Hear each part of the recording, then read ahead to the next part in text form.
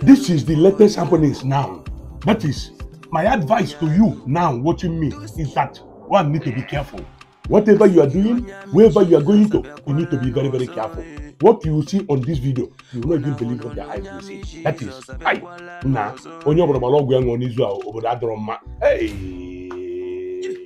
now.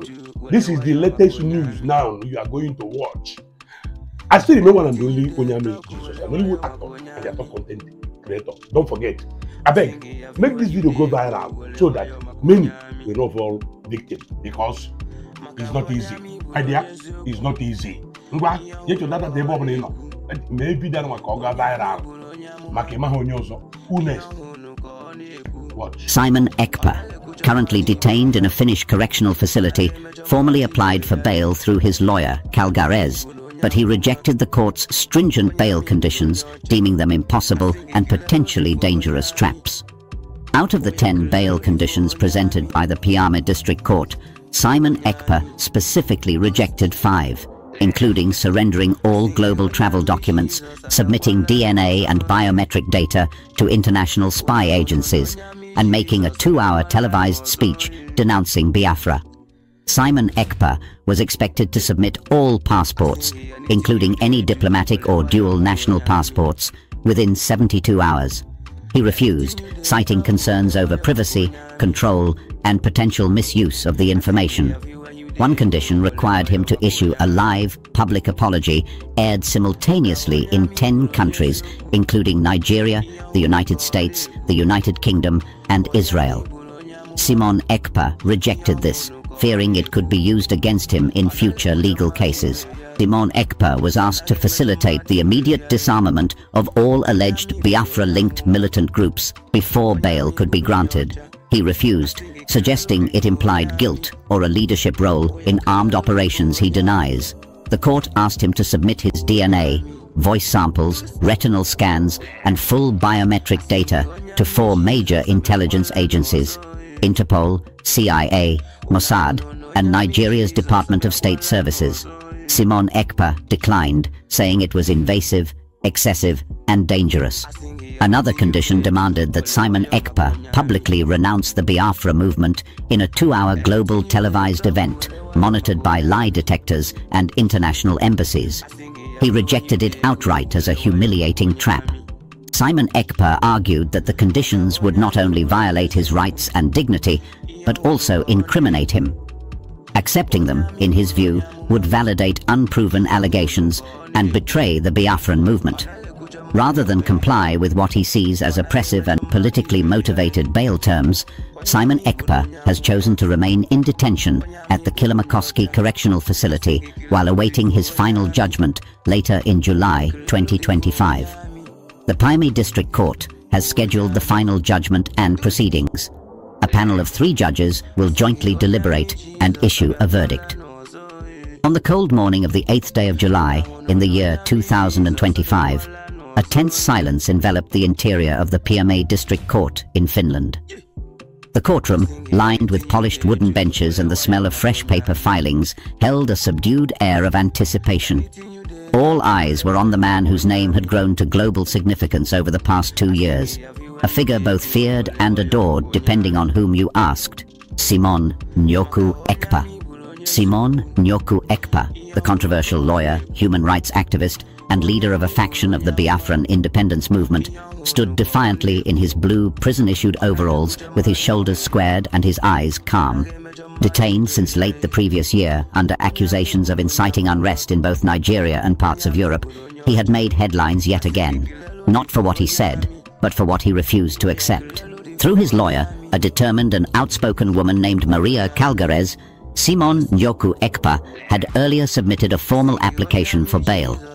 Many expected this to be a straightforward legal procedure. What followed, however, was a stunning rejection, not by the court, but by Simon Njoku Ekpa himself. The Pyhame District Court, after what seemed like weeks of deliberation, granted conditional bail. But those conditions, 10 in total, were what triggered a legal and moral standoff that captured headlines from Abuja to Helsinki.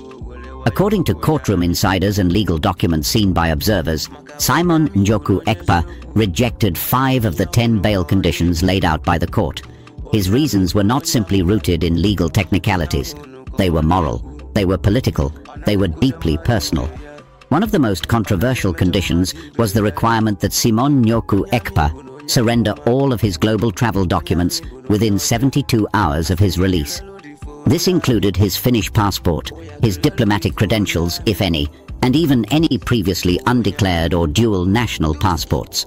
On paper, this seemed standard, but to Simon Njoku Ekpa, it was a red flag waving in a storm.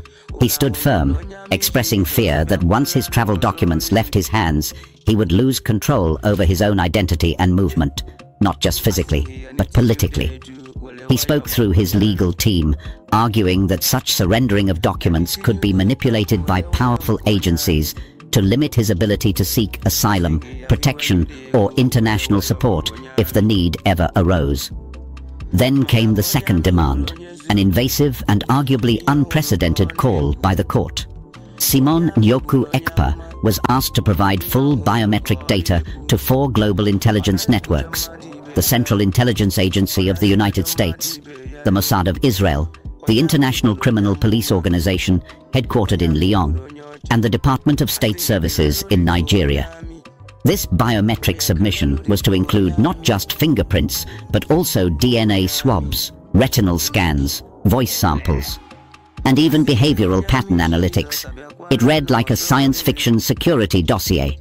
Simon Njoku Ekpa refused. He labeled it not only excessive but dangerous. He said the information could be used to frame him, track him, or even fabricate evidence against him in future proceedings in countries where political dissidents are often targeted with lethal efficiency. Privacy, he reminded the court, was not just about secrets, it was about power. And giving up such intimate biological data was, in his words, handing his life to those he believes have already judged him guilty without a fair trial. The third bail condition he rejected was perhaps the most emotionally charged. The court demanded that Simon Njoku Ekpa renounce the Biafra movement in a live, global, televised address that would last no less than 2 hours. It was to be transmitted simultaneously in at least 10 countries, including Nigeria, the United Kingdom, the United States, Israel, Canada, France, South Africa, Germany, Italy, and Finland itself. The broadcast would be monitored by international observers, embassies, and even advanced lie detection technologies. Simon Njoku Ekpa rejected this condition outright. In his eyes, it was a trap, a staged humiliation designed not just to discredit him, but to psychologically break him in front of the very people he had vowed to represent. What they ask is not justice, he told his lawyer. It is an exorcism, a public stripping of identity. To renounce Biafra, he said, would not merely be political betrayal, it would be spiritual death. Fourth on the list was a condition demanding that Simon Njoku Ekpa issue a public apology for all alleged acts linked to the Biafran struggle, whether or not he had any direct or indirect involvement. The apology was also to be simultaneously broadcast and would remain archived permanently as public record. This time, Simon Njoku Ekpa did not just say no, he called it a forced confession. He argued that apologizing for things he did not do would not bring peace, but would rather give ammunition to those who wanted to label the Biafran cause a terrorist movement. In his view, it would also be used by the Nigerian government as propaganda to demoralize the Biafran people and mislead the international community. Start your year stress-free with Fair Money. Get quick loans in just 5 minutes with convenient. But the most explosive of the rejected bail conditions was the demand that Simon Njoku Ekpa actively facilitate the disarmament of all groups globally suspected to be affiliated with the Biafran armed resistance. The court appeared to imply that Simon Njoku Ekpa had influence over these groups, which raised eyebrows both in the courtroom and across Biafran communities. Simon Njoku Ekpa's response was swift and emphatic. He refused. He argued that such a request was not only dangerous, but criminally suggestive.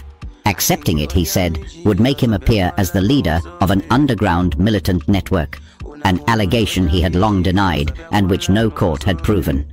It would mean accepting criminal responsibility for the actions of countless anonymous actors across several nations. That, he said through his lawyer Maria Calgares, is not just judicial overreach, it is political entrapment. Simon Nyoku Ekpa's defiance shocked even his critics. While some legal analysts initially assumed that he would accept the bail deal to escape what had become a psychologically and physically draining detention, they underestimated the depth of his convictions. Others accused him of political grandstanding, arguing that rejecting bail gave him martyr status. But to his loyal supporters across eastern Nigeria, in diaspora communities in the United Kingdom and the United States, and in pro-Biafran organizations scattered across Europe, Simon Nyoku Ekpa had done something extraordinary. He had chosen prison over betrayal. Inside the courtroom, the judges looked visibly rattled as his statement rejecting bail was read out.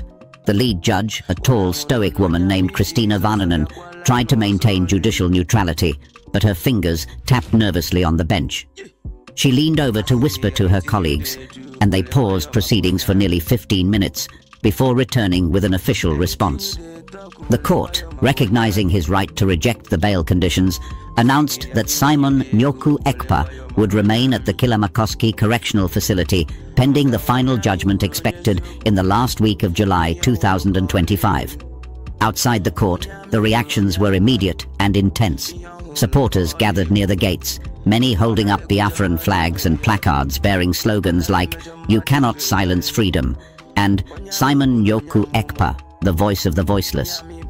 In Lagos, Abuja, Enugu, and Port Harcourt, social media erupted with debate. Some argued that the bail conditions were necessary for public safety. Others said they were a colonial-style coercion dressed in legal clothes. Human rights organizations, including Amnesty International and Human Rights Watch, issued cautious statements. While they did not directly endorse Simon Nyoku Ekpa's political agenda, they expressed concern over the scope and invasiveness of the bail conditions.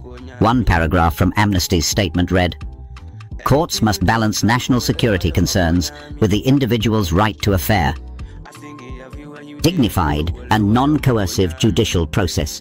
The conditions presented in this case appear to be highly politicized and unusually invasive." Meanwhile, Nigerian officials maintained a stoic silence, choosing not to comment on the finished court proceedings. But confidential sources within the Nigerian Ministry of Foreign Affairs reportedly expressed frustration that Simon Nyoku Ekpa had once again outmaneuvered a system they hoped would silence him. Back in his prison cell at Kilamakoski, a facility surrounded by pine forests and freezing lakes, Simon Nyoku Ekpa remains under 24-hour surveillance. According to prison staff, he spends much of his time reading, writing, and occasionally engaging in video-monitored conversations with his legal team. Despite the solitude, he appears unbroken. In a letter reportedly smuggled out through an international journalist, he wrote, "They may try to cage my body, but my spirit is not up for bail."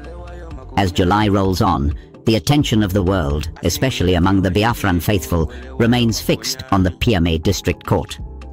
The final judgment will not only determine whether Simon Nyoku Ekpa walks free or remains in custody, it will also test the strength of political resistance in the face of modern state power.